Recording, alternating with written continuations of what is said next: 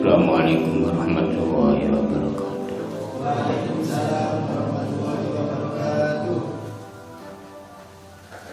Bismillahirrahmanirrahim. Alhamdulillahirabbil alamin wassalatu wassalamu ala asyrofil anbiya'i wal mursalin sayyidina wa maulana Muhammadin wa ala alihi wa ashabihi ajmain. Rabbi shrah li sadri wa yassir li amri wahlul 'uqdatam min lisani yafqahu qawli. Qala al-musannif rahimahullah wa nafa'ana bihi wa bi ulumihi fid dharain.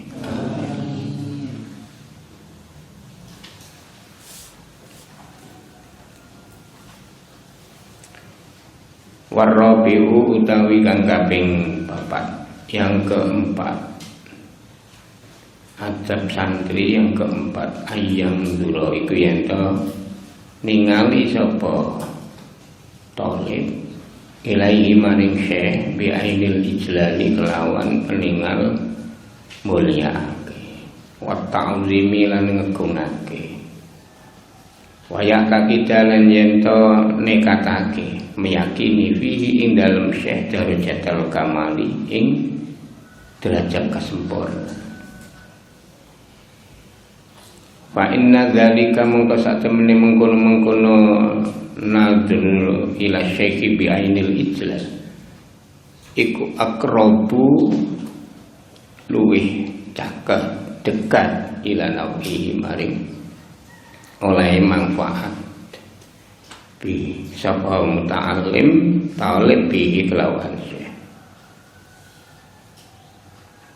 Kala ngendika sinten Abu Yusuf sami itu mireng sapa ingsun as-salafa ing ulama salaf yaquluna padha ngendikan.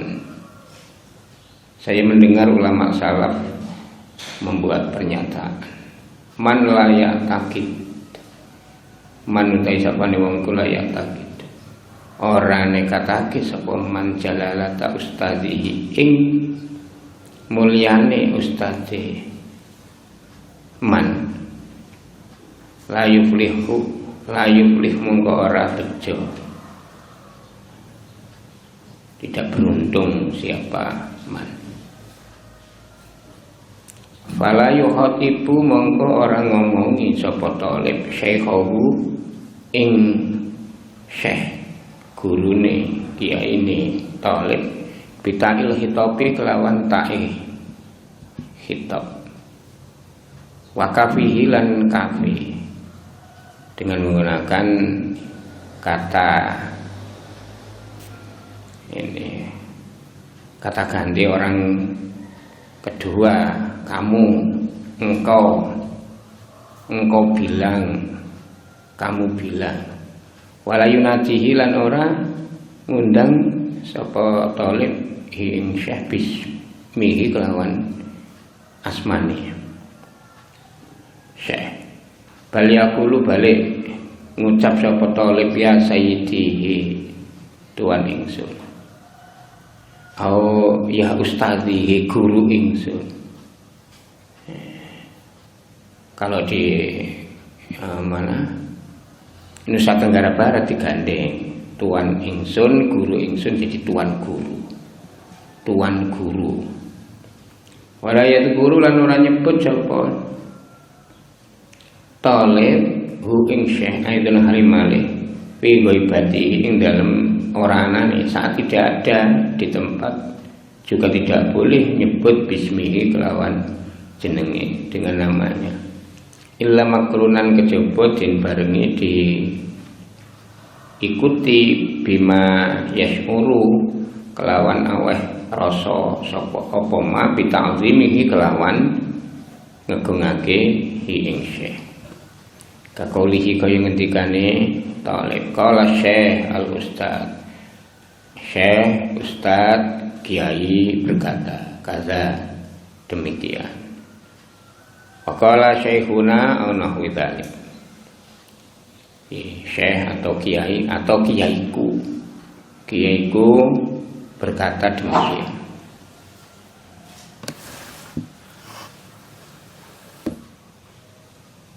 Wal khamisu, ini nilai 4. Jadi yang keempat itu terusannya adab yang sebelumnya. Ini tak ulangi sedikit biar tidak putus, nanti bisa salah paham.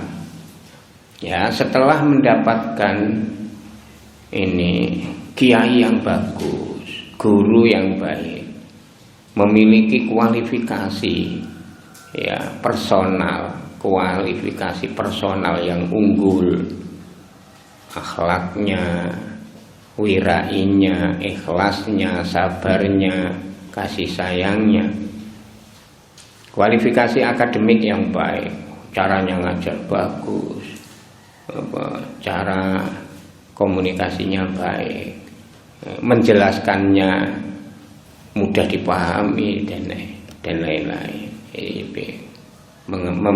Memiliki tentang penguasaan metodologi yang bagus, karakternya bagus, secara metodologis ini didaktik metodik bagus, sosialnya juga baik, ya, hubungan dengan kawan-kawannya, masyarakatnya, bahkan dia memiliki kemampuan yang diakui oleh komunitas para ulama, para cendekiawan. Jadi tidak keliru santrinya itu. Jadi aktif di organisasi, menunjukkan ini keterlibatan sosialnya baik di kecamatan atau di kabupaten atau di provinsi bahkan nasional dan internasional. Punya reputasi, ya, reputasi diakui, ya, teman sejawat, diakui sesama ilmuwan. Kalau dosen ya sesama dosen mengakui, kalau kiai ya sesama kiai mengakui, atau lintas kiai diakui para pejabat, diakui para pengusaha, para dosen diakui kiai, keilmuannya diapresiasi. Wah, cocok, cocok, sudah ideal menurut proses yang dilakukan dari adab 1, adab 2, dan kemudian adab yang ketiga. Yang ketiga kemarin ini mengikuti. Pokoknya santri itu ikut kiai, ikut apa yang dilakukan, diikuti, apa yang dikatakan dilaksanakan. Loh, nanti kalau nggak bagus, loh kan tadi sudah dibilang, kalau orangnya ikhlas, orangnya punya rasa kasih sayang, metodenya bagus, lah berarti kan sudah. Lah kalau kadang-kadang tidak baik, lah kadang-kadang tidak baik ya tidak boleh dilaksanakan. Sudah ada acuannya, la ta'ata li makhlukin fi ma'siyatil khaliq.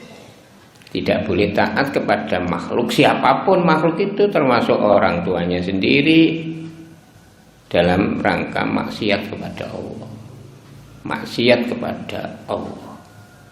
Ya, bisa. Nah itu ikut. Terus pokoknya diikuti, dilaksanakan resep-resepnya, ya, resep nasihat-nasihatnya. Nah yang keempat itu kesempurnaan adab 1, 2, 3 itu harus ditunjang dengan adab berikutnya. Apa? Penghormatan. Harus menghormati. Nah penghormatan itu muncul jika santri meyakini bahwa kiainya fihi darajatul kamal wa ya'taqida fi darajatul kamal. Wah, kiaiku memang serba baik, serba bisa ini komunikasi kepada Allah, vertikal bagus, komunikasi horizontal ke samping bagus, dengan Allah, dengan makhluknya bagus. Karenanya ini dihormati. Loh, kenapa kalau enggak dihormati? Jika tidak dihormati, tidak menghormati kiainya, itu tidak akan mendekatkan kepada kemanfaatan. Terjadi penolakan, itulah ya, jiwanya itu loh terjadi penolakan. Kalau ada orang kok meremehkan orang, itu cenderung tidak akan melaksanakan apa yang diucapkan orang yang diremehkan. Ya. Orang cenderung menolak pernyataan orang yang dianggapnya hina. Orang cenderung menghindari hal-hal yang dilaksanakan oleh orang yang tidak terhormat. Menghindari, bukan ikut, nggak akan ikut dia. Ojo nganti, ya, ojo nganti disebut aja namanya. Kalau ada orang itu ini menganggap si A si B tidak terhormat, ya, itu saja ini nggak mau disebut aja. Amit-amit jebang bayi. Oh, baru disebut namanya. Melihat gitu aja kalau tidak suka, itu juga ini ada penolakan, kayak ion positif, ion negatif.